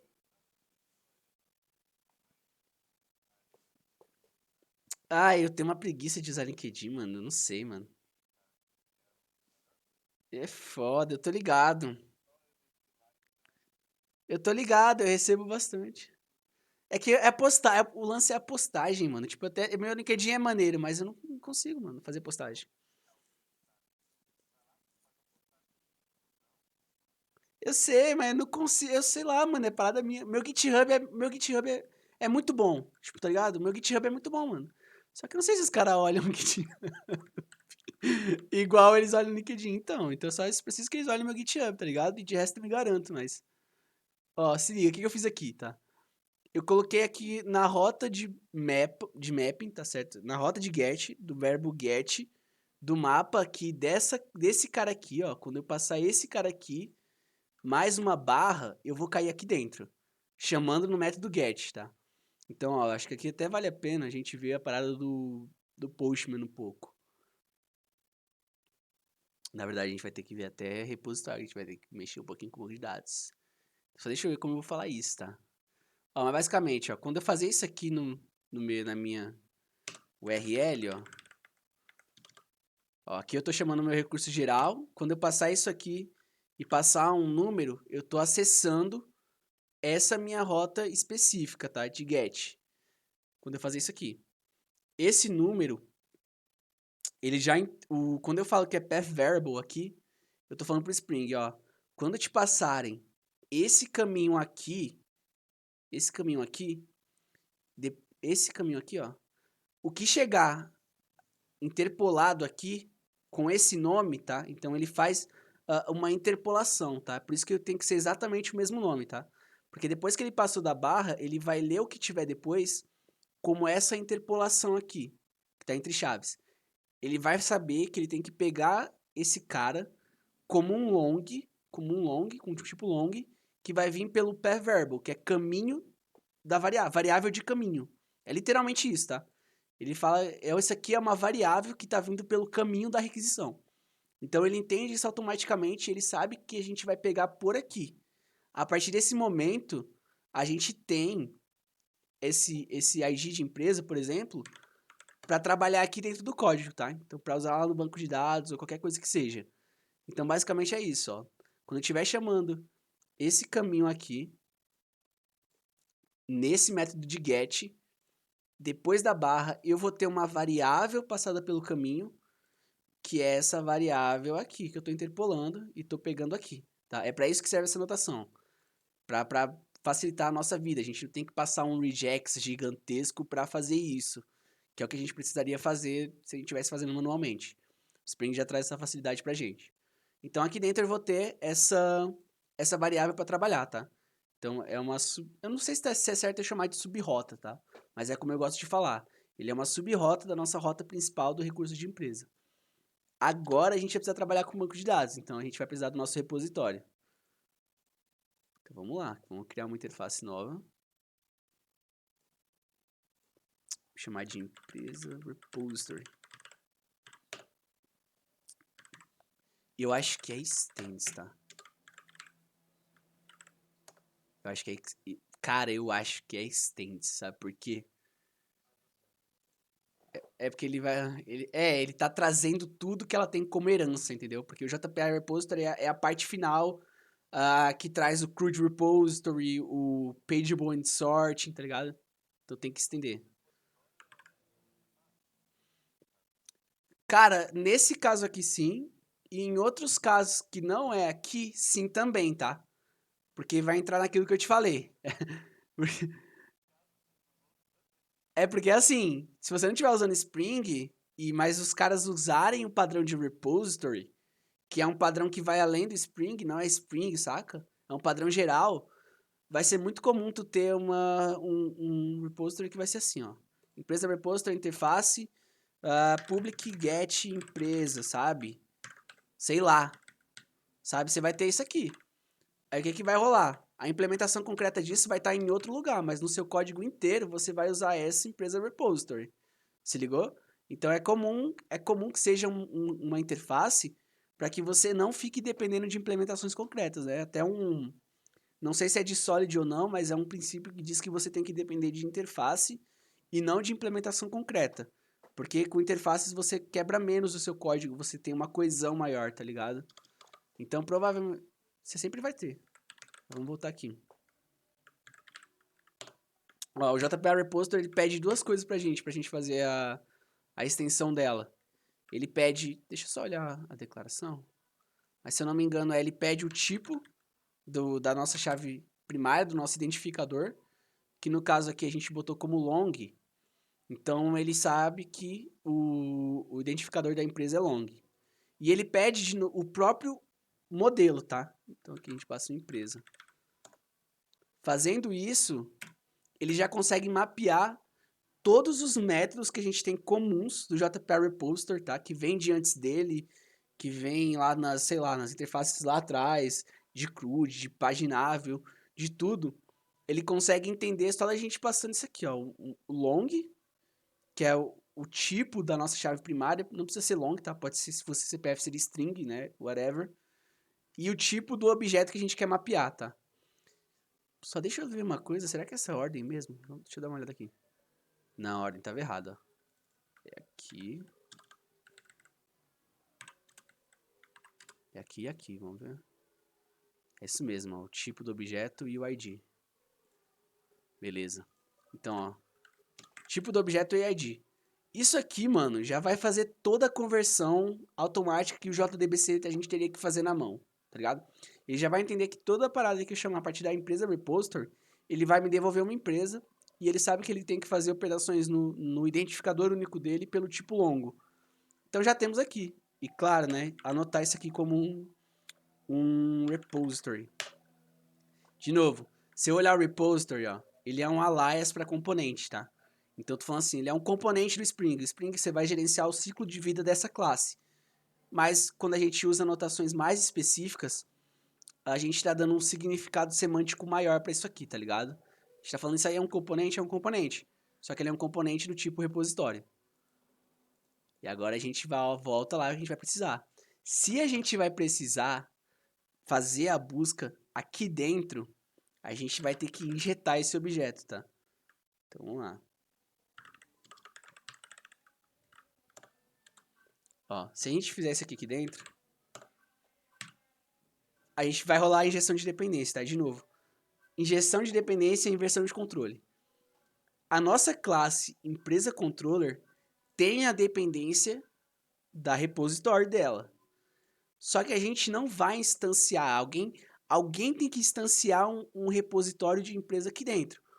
Só que a gente não vai fazer o instanciamento dele de maneira concreta, sabe? A gente vai ter que pedir para alguém de fora fazer. Esse alguém de fora é o container do Spring, tá ligado? Não sei se vocês lembram lá, mas se eu voltar aqui na apresentaçãozinha, ó. Esse cara é o alguém de fora e é ele que vai fazer esse controle de injetar aqui dentro um componente que a gente precisa. Que no caso, aqui no componente de empresa, a gente precisa do componente de repository. Dá para fazer isso de algumas maneiras, tá? Dá para fazer isso pelo construtor, que algumas pessoas defendem que é o jeito mais certo de fazer uma injeção de dependência. Ou dá para fazer assim. Auto-wired, tá ligado? Esse aqui vai ser o mais comum sempre, porque se eu só te fazer isso, eu já tô falando aqui, Spring, em tempo de execução, você vai injetar um repositório dentro do meu controller e você vai controlar o ciclo de vida dele. Se ligou? Então, quem tá de fora, a inversão do controle é o seguinte: o controle para ter essa classe aqui dentro não tá na minha empresa, tá no meu container. Ele que vai fazer isso. E a dependência é o fato de que eu preciso que esse cara esteja aqui para eu poder utilizar um método, tá? Mais uma vez, esse conceito ele é bem mais profundo do que isso, e esse é um conceito que vale realmente a pena pesquisar, tá? Porque é comum, ele é comum. Sei lá, às vezes você não tem o Spring na mão para fazer isso, você vai ter que fazer de outro jeito. Aí o outro jeito seria, sei lá, usar a Page Reflection do Java.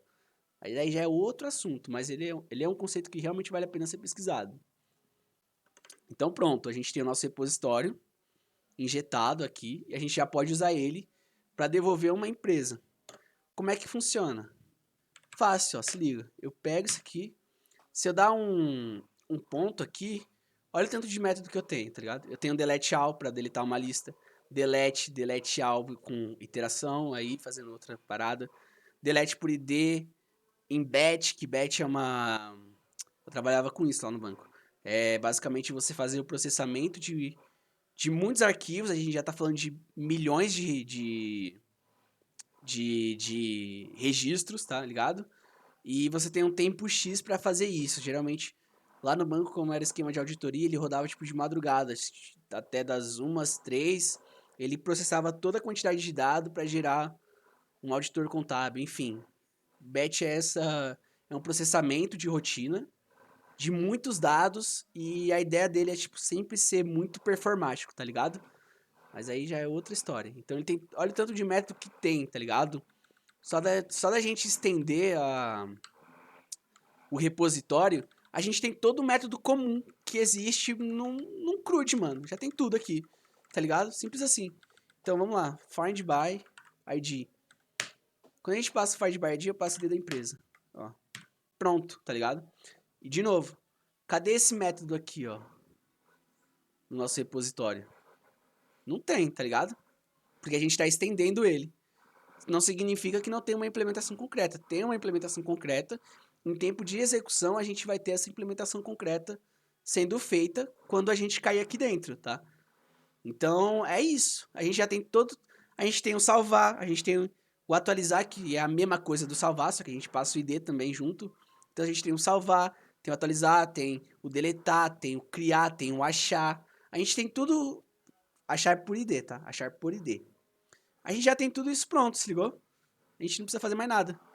Então, como é que funcionaria aqui agora?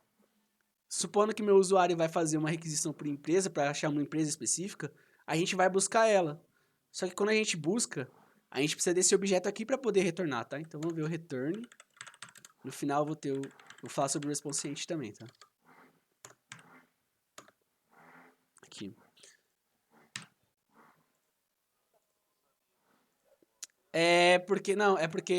Não, é o retorno, tá? Ó, esse retorno aqui, ó, tá primeiro que tava sem retorno, tá? Então ele já não dá erro aqui. Já dá erro aqui. É isso mesmo, é porque tá sem retorno, ó. Add return statement, tá vendo? Agora tem o retorno. E por que ele tá dando erro? Porque esse ok precisa de um corpo, tá? Só que eu não tô passando. Então nem casqueta muito com esses erros que estoura. Sim, aqui eu vou devolver a resposta, tá? Mas nem casqueta com isso agora, tá ligado? São erros controlados.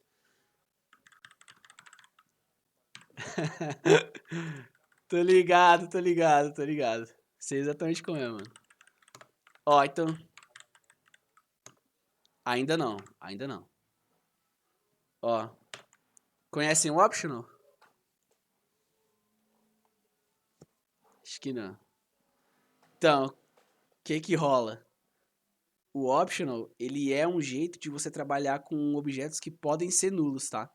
Na verdade, é um jeito bem mais elegante do que ficar colocando verificação igual a nulo. Na real, eu detesto, tipo, verificação igual a nulo. Às vezes eu uso porque sim, tá ligado? Mas se eu tenho a oportunidade de usar o optional, eu uso, tá? Basicamente, ele é um objeto que faz um envelope de um objeto que pode ou não estar dentro dele. Então, se a gente olhar esse find by ID, ó, ele retorna um optional, ó, se liga. O retorno dele é um optional, do tipo classe, né? Tipo genérico.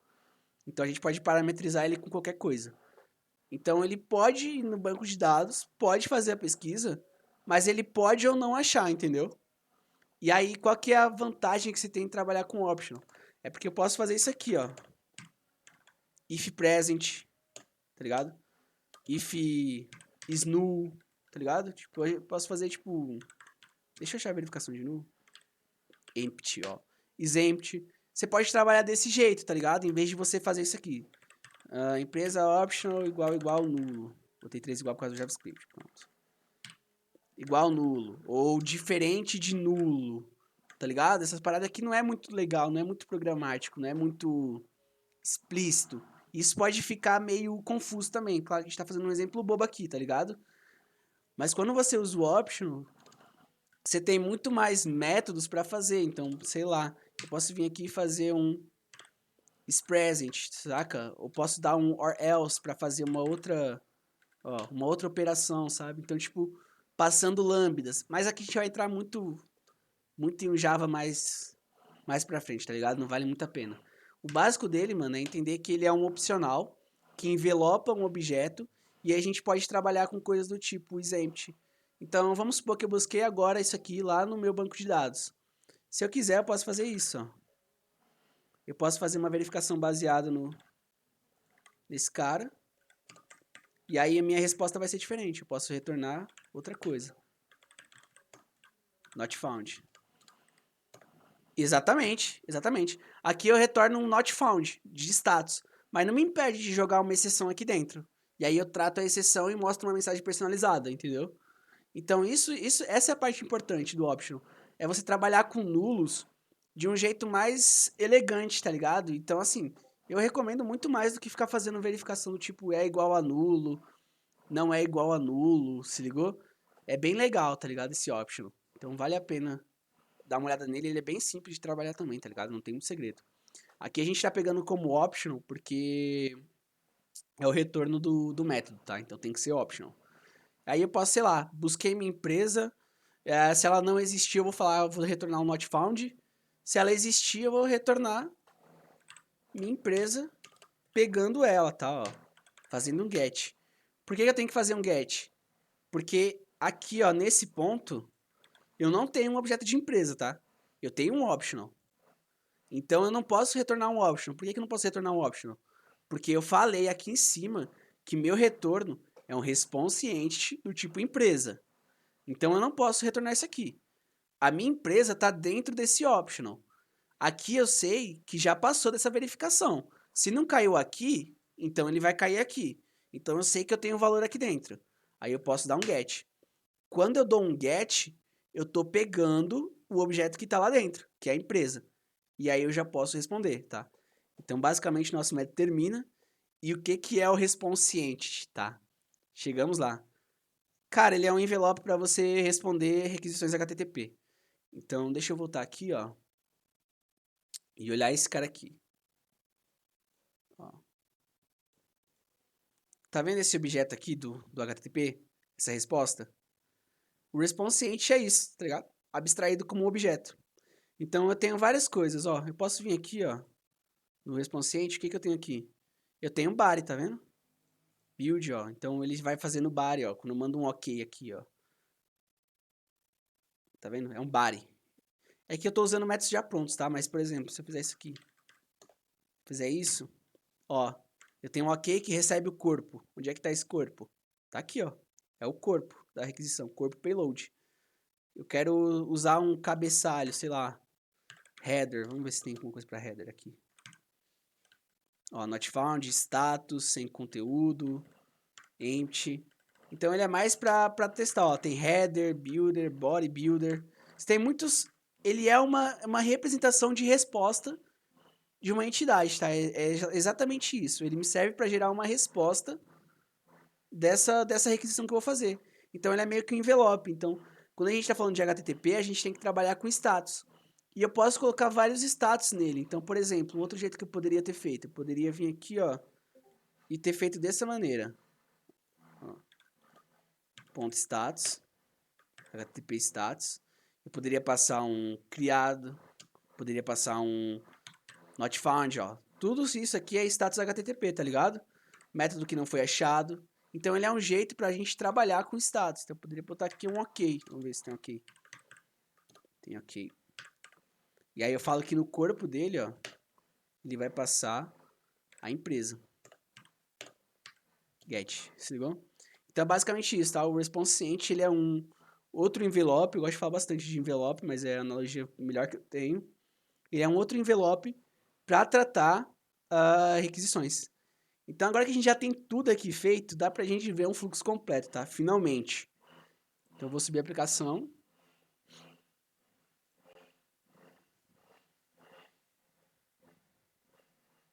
Legal, ó. Se eu vim aqui, então, e passar esse caminho que a gente falou. Vamos fazer primeiro aqui, ó. No próprio navegador. Eu errei? Ah, não, é porque tem um 9, ó. Tem que ser 1. Ó. Viu? A representação que ele me traz aqui é a mesma representação dos valores que eu tenho no banco de dados, do meu modelo. Deixa eu fechar isso aqui. Do meu modelo, ó. Tá tudo aqui. Então, o meu modelo, ele foi lá, buscou, trouxe para mim no controller, bateu aqui, eu chamei esse caminho específico, passei o ID da empresa que é 1, então ele fez uma busca pelo ID 1 e tá tudo certo, me retornou o resultado, tá? Se eu for no Postman, eu vou ter o mesmo resultado, ó. Vamos fazer aqui um get. Aqui ele deu not found, porque esse ID aqui não existe no banco de dados, tá? Então, vou fazer isso aqui, ó. Ó. Ele me deu OK, retornou no corpo da resposta o recurso que eu fui buscar. É legal até a gente ver isso como um debug, tá? Então, deixa eu parar isso aqui e subir como debug. Por padrão com JSON. Mas a gente poderia mudar para XML, tá ligado? Do mesmo jeito, seria até fácil. Mas ele faz um JSON porque ele simplesmente pega o recurso, tá ligado? Quando cai aqui, ele pega o recurso e devolve como JSON. Converte para JSON e devolve, tá ligado? Então, vamos lá. Vamos fazer uma requisição aqui com um ID que não existe. Vai, 9. O que vai acontecer? Ó, ele cai aqui no meu método, tá? Já foi totalmente... O controller já mapeou esse cara. Então ele já sabe que tá aqui. Daí ele caiu aqui no meu método. Ele vai fazer o find, ó. Vamos tentar entrar aqui dentro pra ver o que acontece. Ó, entrei aqui dentro, vai. Vamos ver o que vai acontecer, essa brincadeira. Vai longe, não é uma boa fazer isso, tá? Não é uma boa debugar interfaces que já te devolvem métodos prontos, tá? Geralmente você não vai chegar em lugar nenhum. Então eu vou até parar isso aqui, ó. Porque tem uma série de verificações e tá rolando debug. Então não vale a pena debugar uma interface que já te devolve alguma coisa. Deixa eu ver se dá um F8 ele vai. O que rolou, ó, no fim das contas, o resultado dele?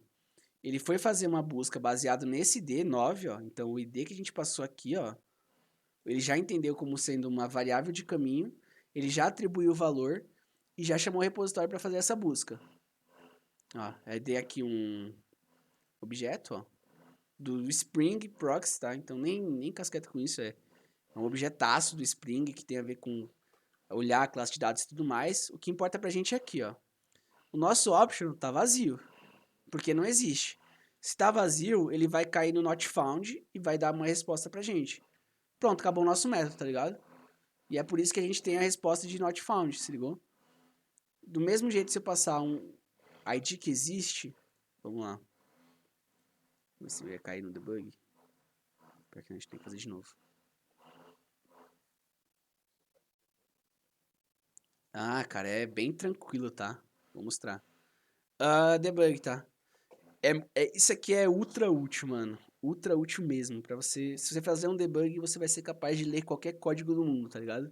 Então, o que rola? O debug, ele é é uma ajuda pra você fazer, olhar a aplicação, depurar ela, linha a linha, tá ligado? Mas qual que é a parte mais importante ali no fim das contas disso? É você poder entrar dentro de um método, é você poder avaliar os valores que tem. Então, por exemplo, tá? Botei um breakpoint. Esse breakpoint é fácil. Você vem aqui na linha que você quer e coloca, tá ligado? Então, com isso você fez um breakpoint. Então, quando ele estiver lendo o debug, ele vai parar na linha que você falou para ele parar, tá? Eu poderia colocar breakpoint em um monte de linha, ó. E aí eu ia fazer o quê? Eu posso ir navegando de linha a linha, se ligou? Mas geralmente é bem comum a gente fazer um breakpoint aqui, que é o método que começa, e aí a gente vai andando, chegamos num ponto X, eu boto um breakpoint nesse ponto X, porque eu sei que até lá funcionou. Então ele tem esse esquema, tá? De você poder acompanhar linha a linha o que está acontecendo. O nosso método aqui é muito simples, tá? Então não vai dar para ver legal isso, mas vamos fazer mesmo assim, ó. Fiz um request, ó, minha aplicação tá suspensa. Ele sabe que ele tinha que cair aqui, ó. O Spring instanciou um repositório pra gente, ó, então ele já trouxe um objeto para esse valor aqui, ó, que a gente tem. Tá com um nome esquisitão, porque, né, é objeto interno e tudo mais, então ele não precisa dar um nome legível, ele faz controle automaticamente.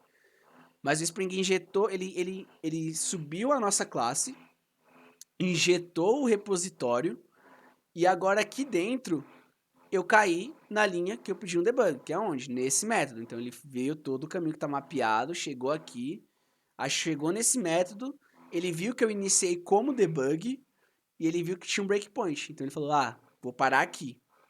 E aí, cara, o grande lance do breakpoint é você se mover entre os métodos e as expressões, tá? Então, algo que é bom aqui. Eu sei que o valor que foi pegado aqui é um long e o valor que ele tem é 1. Então a gente pode vir aqui e olhar, valor 1. Beleza, eu sei que isso aqui está funcionando. Show de bola. Posso seguir em linha reta, porque isso está funcionando. Agora eu caí no meu repository. Nesse ponto, ele tem que fazer um find usando esse valor, que a gente tem aqui, e é 1. Eu tenho 1 no meu banco de dados. Então, vou passar para a próxima linha. Como é que eu passo para a próxima linha? Ó? Se você quiser ver melhor isso, ó, você pode vir aqui nesse console e pode ler aqui dentro. Ó. Você tem o step over, que é um passo à frente. Você tem o step into. Esse é bom pra caramba também, que é você entrar dentro do método e começar a debugar dentro do método. Porque vai ser comum você ter N métodos que chamam outros métodos, que chamam outros métodos, e dependendo disso, é muito bom você conseguir entrar nos métodos para debugar eles, tá? Inclusive em testes, isso aqui também é útil. Então, eu não vou entrar aqui dentro, porque isso aqui é uma interface que está chamando uma classe em tempo de execução, e aí tem muito código por trás disso, é código do Spring, é código que você não vai mexer, que você não vai alterar. Então, tipo, nem vale a pena entrar assim, tá? Vale muito mais a pena você debugar a classe que você criou com métodos que você criou, com lógicas que você criou. Aí vale a pena você entrar, tá? Mas aí você pode dar uma lida. Então, para entrar no método F7, o Eclipse também tem isso, tá? O que muda é o atalho, mas é a mesma coisa, mano. Mesmo rolê. Só vai mudar os atalhos que você usa. Acho que toda ideia tem isso, na real. Então você tem o Step Into, você tem o Force Step Into, que é para forçar a entrada. Você tem o Step Out, que é para sair do método que você entrou, que também é, sei lá, eu não uso muito. O que eu uso mesmo são esses dois, ó. Step Over e Step Into. Se eu dar um Step Over agora, ele vai executar esse método aqui, ó, e vai passar para verificação. Então o que que rola? Aqui eu sei que eu tenho uma empresa com ID1 no meu banco de dados, então eu tenho que retornar um valor. Se eu vim aqui nesse optional, passar o mouse em cima daqui, ó. Aqui, ó. Se eu vim aqui, ó, eu posso abrir o objeto e eu posso olhar ele. Ó, tem um valor aqui dentro. Tem o ID, tem a razão social, tem o CNPJ. Beleza, tá certo aqui nesse ponto. Então essa Oi? Aqui, ó, aqui mesmo, na própria variável, tá? Viu? Se na linha que tá, você tem a variável, você tem o valor dela. Então você pode clicar aqui nela, pode expandir, pode dar uma olhada. Você pode ver agora que ele já fez essa expressão para mim, ó. Eu perguntei meu opcional de empresa, ele tá vazio? Tá falso, né? Ele já sabe isso, obviamente, porque tem um valor dentro. Então ele já te dá a expressão. Ele te dá o valor aqui do lado. Ele te dá isso aqui. Isso aqui é muito bom para você debugar valores, entender como uma lógica funciona com um determinado valor de uma variável, tá? Isso aqui, cara, debug é tipo. É uma mãe, cara, assim. Quando eu precisei aprender as paradas lá na empresa, não tinha documentação nenhuma, isso aqui me salvou minha vida total, mano. E eu também não sabia programar, não sabia debugar, não. Um cara me ensinou lá a fazer isso. Isso aqui salva, mano, salva muito, muito, muito mesmo, tá ligado? Que dá pra você ler qualquer código com isso. E aí, beleza, eu sei que tem valor, então eu vou dar um step over. Ele não vai cair aqui, ele tem que cair aqui. Beleza, passei pra próxima linha. Então, o meu responsiente vai devolver com um status de ok. E no corpo dele, ele vai passar o empresa optional get. O que, que eu tenho aqui do empresa optional get? Eu queria lembrar como é que... Tem um jeito de você tirar valor da expressão, tá? Então, por exemplo, poderia vir aqui, dar um comando e ele ia me retornar é falso, é true, é 10, é 20, é isso, é aquilo. Então, você pode tirar valores de expressão, tá? Eu fazia isso no Eclipse, mas eu não sei como é que faz no IntelliJ. Mas deve ter um atalho para isso, tá? Então, ó, vamos ver. Evaluate Expression, Alt F8, vamos ver. Ó. Alt F8. Nesse aqui, ó, não, quer abrir minha parada da NVIDIA, então vamos vir para aqui mesmo. Nothing to show, evaluate, ó. Se eu fizer uma avaliação nessa expressão, eu vou ter esse resultado. Então aqui eu não tenho mais um optional, eu tenho a minha empresa. É o meu objeto de empresa, obviamente, já tá com meus status, ó, tá tudo aqui. Se ligou? Então esse que é o rolê, ó. Você pode fazer avaliação de expressão para saber se tá certo ou não tá certo. Isso aqui vai te ajudar muito quando você estiver num problema que você não sabe por que tá acontecendo. E aí você vai lá e debuga e entende o que tá dando errado, se ligou? Baseado nessas expressões. Mas aqui chegou no final, então vamos terminar o método, vou dar um outro F8. Dá até para fazer um... Ó, resume programa. Pronto. Terminou, tem a minha resposta aqui, tá? Esse é um exemplo bobo de debug, até porque, né? São poucas linhas, mas, assim, no dia a dia, mano, porra, esbarrou num programa sinistro, isso aqui é lifesaver total, mano. Mas, é isso, tá? Então, a gente tá devolvendo uma resposta HTTP no responsiente, estamos evaluando como empresa, acabamos de fazer a camada de dados e tudo mais. Esse é um rolê completo, tá? Ficou alguma questão aí que vocês acham que vale a pena pra gente fazer antes de ir pro próximo passo? Nossa, derroco. Tô jogando a bola pra vocês aí. Singleton é um... De novo, é um outro padrão. Singleton significa simplesmente um único recurso, tá? É mais do que isso, de novo. Não é tão simples. Mas, por exemplo, aqui eu tô fazendo uma busca de uma única empresa, tá? Então, como é que eu chamaria isso? Seria um singleton resource, ou recurso único. Então é um padrão, tá?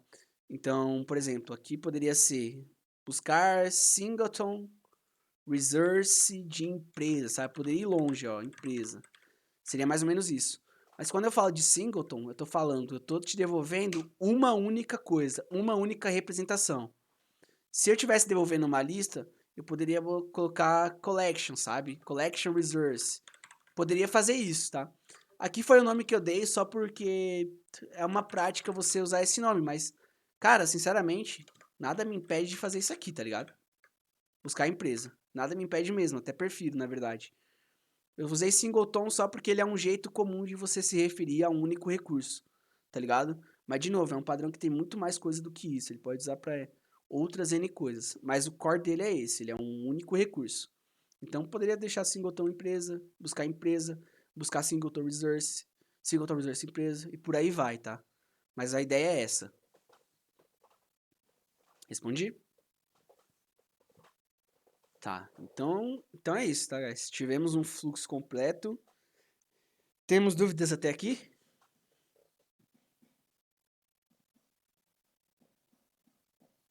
Bom, não, mas faz, não tem. Se te... Manda aí.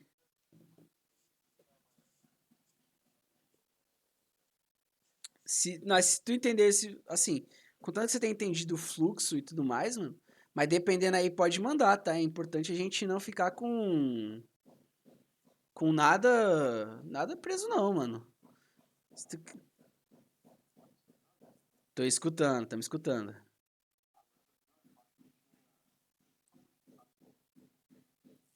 Beleza.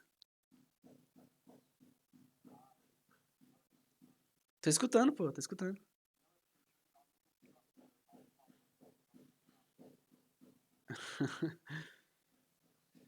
Fala aí, Tassi. Manda aí então, manda aí então.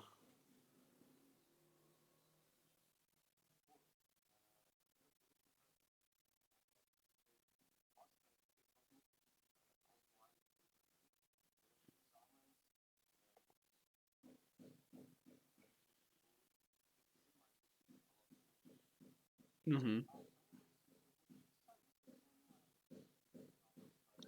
Cara, prefiro até, porque assim, eu quero cortar o cabelo hoje, hein, mano, que eu preciso sair amanhã. Então, eu sei, tô ligado. E assim, gravei, amigão, gravei. Deu 1h50.